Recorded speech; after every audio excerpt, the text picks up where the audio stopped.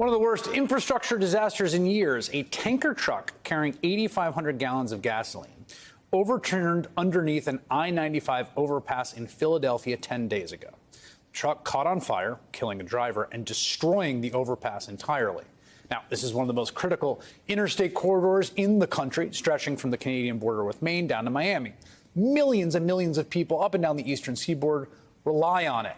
And more than 160,000 vehicles normally travel over just that one section of I-95 in northeast Philly every day. The damage from the fire was so extensive, an entire section of the road collapsed, and local residents worried it would take months to fix. I do construction for a construction company up in Doylestown, and I'm up and down 95 all day long, all the time. Chris Cornine predicts his commute will now take an hour longer every day. How much early I'm gonna have to leave?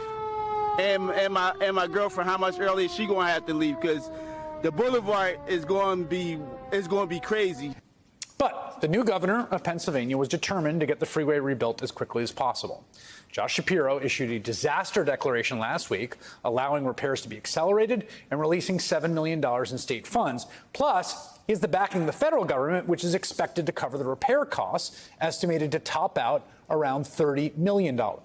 Union crews have been working 24 hours a day in 12-hour shifts, and amazingly, they have already nearly completed a temporary roadway.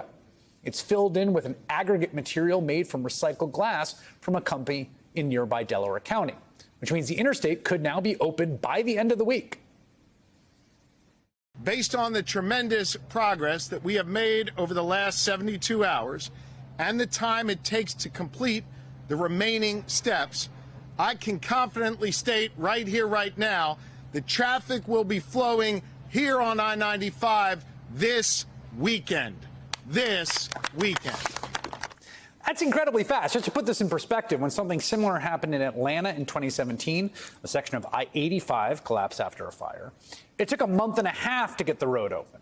But this repair in Philadelphia will take just 2 weeks, a third of the time. And it's one of those things that are just good on both the politics and the substance.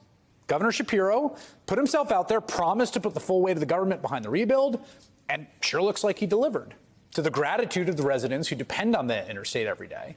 In fact, the live stream of the construction project is so popular in Philadelphia right now, the Phillies even put it up on the scoreboard during last night's game. It all shows you can do big infrastructure projects with the right political will. It also makes for, well, great politics.